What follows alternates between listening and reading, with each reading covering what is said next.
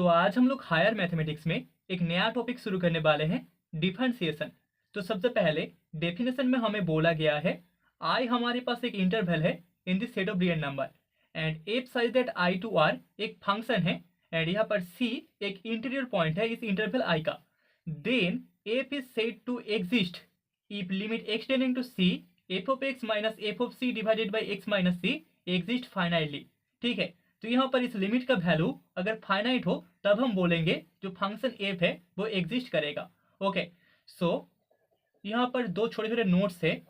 Note one, यहाँ पर f dash of C equals to होगा limit x tending to C F of x minus F of C divided by x minus C.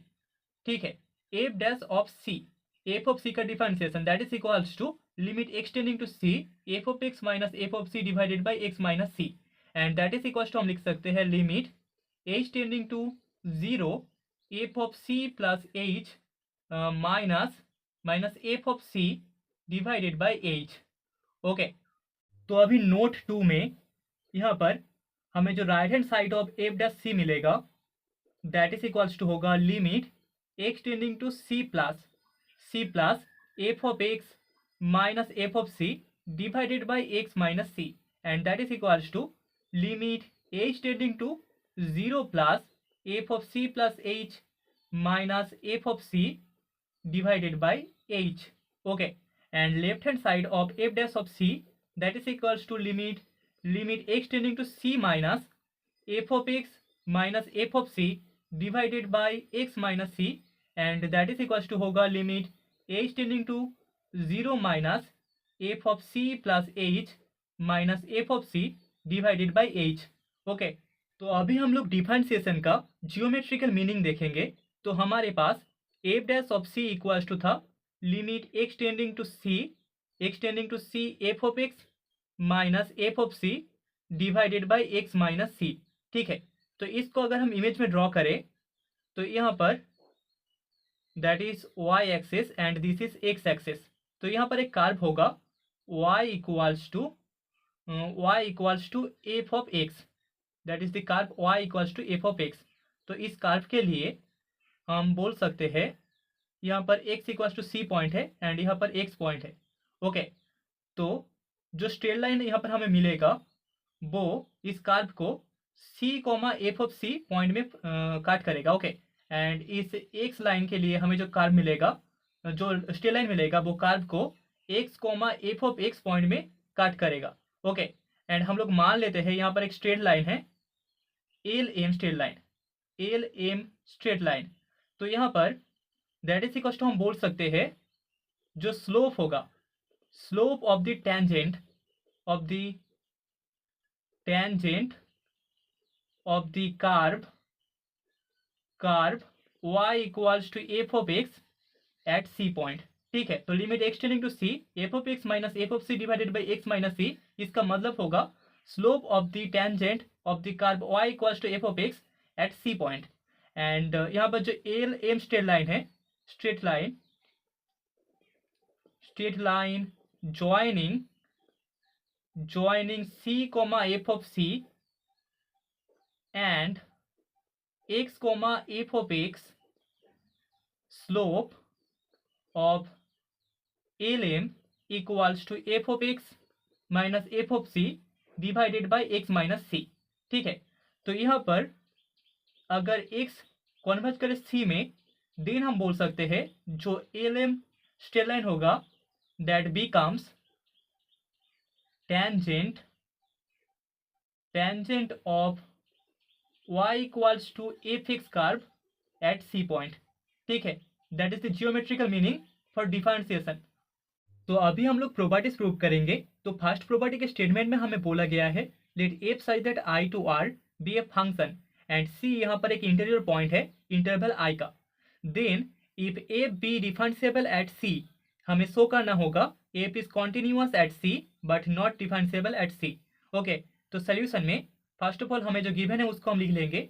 So we have F size that I to are is a function, F हमारे पास एक function है and C is an interior point, C एक interior point है, is an interior point of the interval I.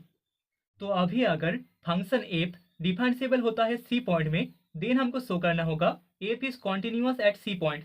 So first of all let हम लोग मान लेते हैं F be differentiable at C, differentiable at C point. So therefore हम बोल सकते हैं देयरफॉर यहाँ पर limit x tending to C में F of x minus F of C divided by x minus C ये एग्जिस्ट करेगा, दैट एग्जिस्ट्स फाइनाइटली। ठीक है, इसका लिमिट फाइनाइट होगा, फाइनाइटली।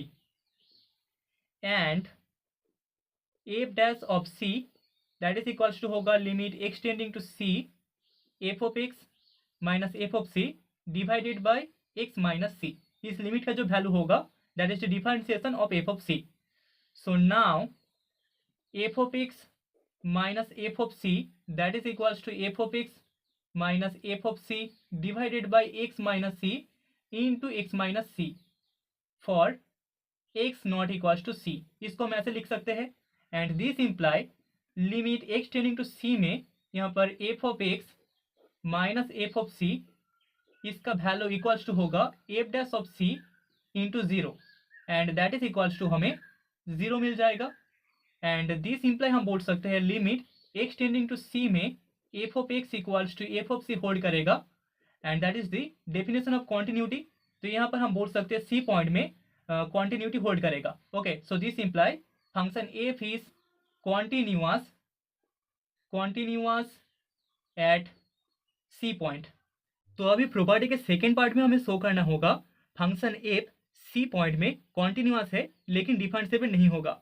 सो लेट हम लोग मान लेते हैं f of x equals to function mod x. तो इसके लिए हेयर हम बोल सकते हैं f of x equals to mod x is continuous at x equals to zero point. ठीक है, ये हमारा एक एग्जैक्ट एग्जाम्पल है। यहाँ पर सी का वैल्यू है जीरो पॉइंट में हम लोग चेक कर रहे हैं, एंड फंक्शन है mod X. So F of x equals to mod X zero point में कॉन्टिन्यूअस होता है। Now left hand side of F dash of zero that is equals to limit x tending to zero minus F of x minus F of C that is F of zero divided by x minus zero that is equals to होगा limit x tending to zero minus mod X minus zero divided by X, and that is equals to हमें limit x tending to zero minus X by X equals to -1 मिलेगा। ठीक है, तो left limit का value equals to -1 हो रहा है। अभी राइट हैंड लिमिट के लिए right hand limit of F dash of zero that is equals to limit x tending to zero plus F of x minus F of zero divided by x minus zero. Okay, and that is equals to होगा limit x tending to zero plus mod X minus zero divided by x minus zero that is equals to limit x tending to zero plus X by X that is equals to 1। So therefore हम बोल सकते हैं यहाँ पर left hand limit का value and right hand limit का value equal नहीं होगा। ओके, जीरो पॉइंट में लेफ्ट हैंड लिमिट का value and right hand limit का वैल्यू इक्वल नहीं हो रहा, मतलब कि यहाँ पर डिफरेंशिएबल नहीं होगा function. So therefore function f of x is not differentiable at x equals to zero point. Okay, तो हमने शो कर दिया अगर x equals to zero point में फंक्शन कॉन्टिन्यूअस होगा उसका मतलब ये नहीं है कि x equals to zero point में फंक्शन डिफरेंशिएबल भी होगा। ओके,